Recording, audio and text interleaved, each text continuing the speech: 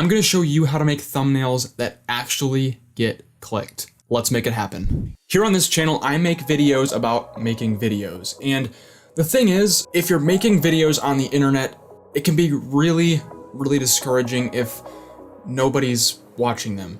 And the barrier to entry to getting a view on places like YouTube is gonna be your thumbnails. So I studied some of the top creators on the platform to kind of break down what their strategy for thumbnails was, and I discovered this video which actually breaks down how Mr. Beast absolutely crushes the thumbnail game, and I was able to boil it down to 3 principles that you can use to create thumbnails that really stand out. I think it's safe to say if you're not getting views, you're probably doing something wrong. But here's the thing, if you take away nothing else, take away this. The video I referenced earlier, Nate from Channel Makers found out that all of Mr. Beast's thumbnails, which, let me remind you, get tens of millions of views, can be explained in one simple sentence.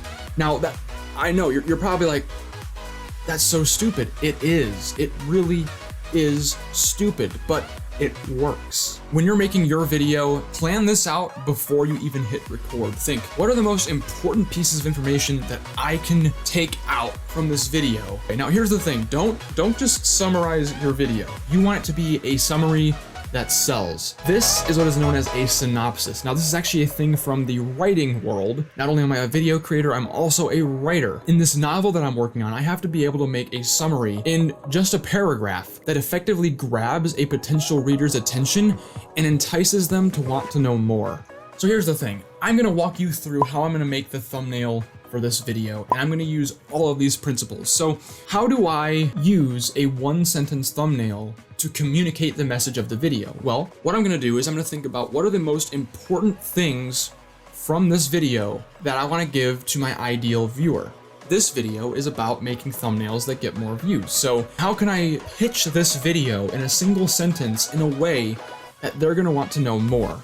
The sentence I came up with was, this thumbnail strategy will gain you more views. If you can effectively create a 1-line synopsis for your video, you're gonna be miles ahead of your competition. Your thumbnail should be simple and emotional. For this thumbnail that I wanna make for this video, we're gonna take our 1-line synopsis and we're gonna figure out how can we put this into an image in a way that's gonna evoke emotion in the viewer. And we wanna do this with the minimum amount of elements possible. The solution I came up with is, let's use a popular format on YouTube, a before and after image. And generally the idea that it conveys is that this video is gonna show you the process to get from point A to point B. You gotta put a lot of thought into your thumbnails if you wanna succeed. It's not just kind of throw files into Photoshop and then you're done. So let's hop into Photoshop and I will literally put this thumbnail together and we're gonna see if it works. All right, so now we're in Photoshop. What we wanna do is we wanna make a custom project.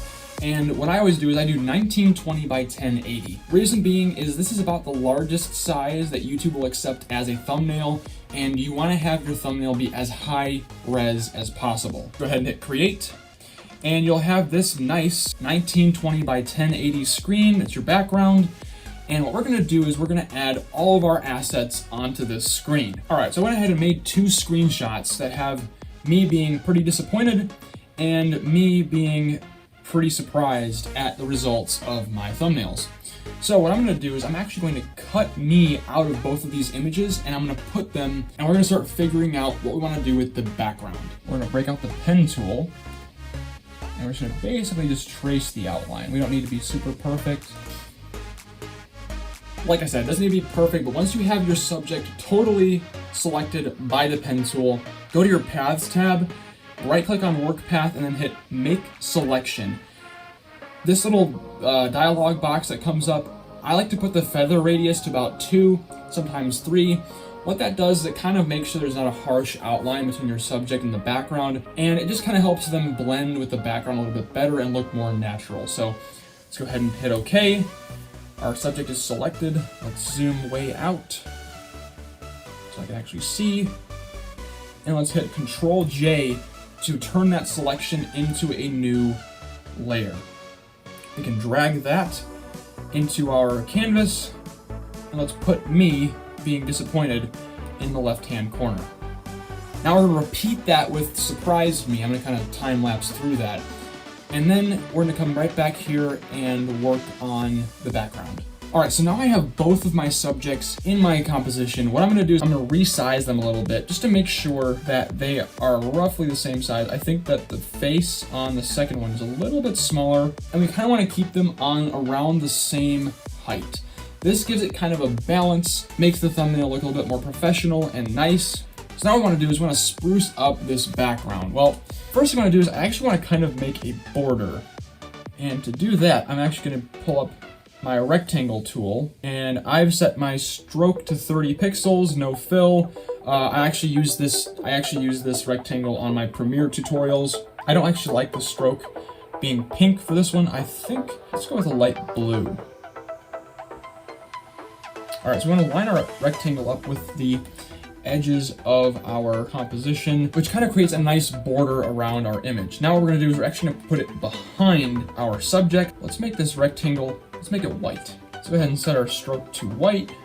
And now let's make a new layer underneath, because this is going to be kind of like a little painting canvas that we can add little effects to. What I'm going to do is I'm going to basically select everything up to about half of the canvas. Now that that's selected, what I'm actually going to do with that layer selected, I'm going to go to my paintbrush, and we are going to paint that red. And what we're going to do is we're going to inverse, so we're selecting the other side, and then we're going to do green. Now, this looks kind of crappy, but it's a starting point. See, these bright colors are going to draw the eye in. What I think I'm going to do is I'm going to add a line. So now we have a border between our two subjects and our two color palettes. Now what I'm going to do is I'm going to select that layer again, and we're going to use the Smart Select tool. What we're going to do is we're going to highlight that entire area. And now what I'm actually going to do is I'm going to add a gradient. And now what we'll do is we're going to just mess with this gradient. And now we're going to actually repeat this gradient on the other side with reds. Boom. So now that looks a little bit better than it did before. It's not those blank, boring colors. So what we want to do is end that selection, then we're going to select our subject. What I'm going to first do is I'm going to go into Image, and we're going to start to mess with the brightness. Because right now, as it is, it's not very interesting. It's just a basic photo. So we're going to increase the brightness. That looks about good there. And increase the contrast.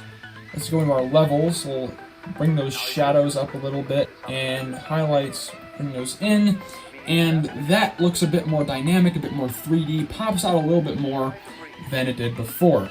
Last thing we're going to do to this is do a drop shadow, get that drop shadow there, maybe increase the opacity just a little bit, repeat those effects on our other layer. So we're off to a good start. Now what we're going to do is we are going to add our text. All right, let's drag this up. So what we're going to do with the second text layer is we're actually going to delete this 10, and we're going to leave that there. All right, so what we're going to do with this 100, let's go ahead and rasterize it so we can actually edit it. We want to make it look like the views are increasing super, super rapidly.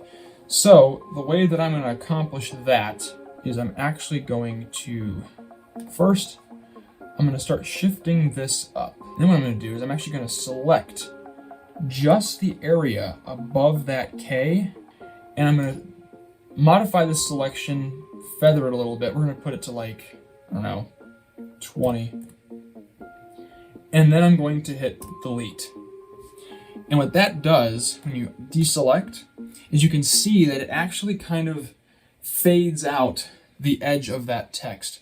But what I actually also want to do is I want to delete the zeros. We're going to add a 2, and then select everything below the K, modify it, feather, 20, yes, and delete. And that looks good. Let's go ahead and merge these two layers. And now let's make another text layer. All right, so you can kind of see what I'm doing here. I'm making it look like the numbers are moving, so we're not actually promising a fixed number. We're just looking like the better thumbnail is going to get a lot more views and are going to go up quicker. So last thing I'm gonna do is I'm actually gonna add motion blur. All right, so first things first, let's go to the 2. We're gonna add a filter, blur, motion blur, and we are going to first set the direction to 90. And we want to have it just a little bit more than that because we want to show that the 1's place moves the fastest. Then we want the 9. We're going to do the same thing, filter, blur, motion blur, but we're going to take that distance down a little bit. We're going to have it, we're going to call it, let's do 19. All right, so one problem I'm seeing right here is my text on the right side is kind of being lost into the bright green of that background. So what we're going to do is we're actually going to add a gradient layer to the background. What we're going to do is it's going to be sort of a gradient. Select this whole area right here.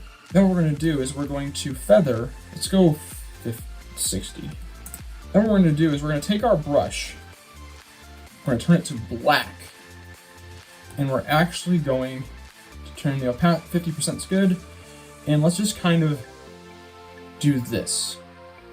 And what we'll do is we'll take that underneath the views, and sure enough, it looks like we've added a little bit of a shadow. Now what we can actually do here is we can actually add more to this shadow. So what I'm going to do is I'm actually going to select, again, we're going to select a smaller portion of the top, and I'm going to modify it again, feather 60, and we're going to go back to our paintbrush tool and do one of these, deselect, and look at that. Now our text really pops. We still have that sort of nice colored feel, and let's go ahead and actually shove this shadow underneath our rectangles so that our border still pops. So I want to show this is actually a Photoshop tutorial. So I'm going to add a Photoshop logo to this image because there's kind of a little bit of dead space. There's dead space here in the middle. Right here, I think we need to add just a little something to kind of bring the whole thumbnail together. So we're going to find a Photoshop image online and put it in here. All right, so I have a Photoshop logo here. What we're going to do is we're going to drag this layer onto our image. It's a little too big, I think. Right about there seems to work for me. And let's give it a drop shadow just like everything else. And that looks pretty good, but we're not done yet. This brings me into the third principle of making a good thumbnail. I take 2 screenshots, one of the homepage of YouTube in light mode, one of the homepage of YouTube in dark mode. This gives me the ability to actually make a mock thumbnail, put it in the homepage, and see if it sticks out against the other thumbnails. So what I'm going to do here is I'm going to click on this layer, I'm going to hit flatten image, I'm going to drag it into my screenshot of a background, and I'm going to shrink it down to be about the right size as the other thumbnails. And then you just kind of, use your arrow keys to wiggle it into place. And what we're going to do is we're going to click on this, duplicate it again by pulling it into the light mode, throw it onto another thumbnail, and just wiggle it into place. And now we have our thumbnail on both areas. And what we can do is we can see how it compares to the other thumbnails on the platform. So what I'm going to do here is I'm actually going to merge it down, and then I will add a filter, and I'll go to Gaussian blur, and we'll kind of just blur the whole image. And you kind of take a step back and look and see, does your image, just from color alone, does it stand out and catch your eye? I think that this image could be a little bit brighter. I think the Photoshop logo could be brighter. I think the background could be just a tad brighter. The reason I do this whole practice here is to see, does this thumbnail actually compete well against other thumbnails on the homepage? These are literally screenshots from the homepage, and only the best of the best thumbnails make it to the homepage. So if your thumbnail competes on the homepage well, it draws eyes in, then you're probably off to a good start and you're more likely to get a click. What we're going to do here is we're going to go to Image, Adjustments, Brightness, and just kind of increase that brightness a little bit. Not too much, we don't want to take away from these views. What we're also going to do is we're going to increase the saturation of the background. And then what we're also going to do is I'm going to go ahead and create a new layer above the Photoshop layer. What we're going to do is on this new layer, we're going to make a path.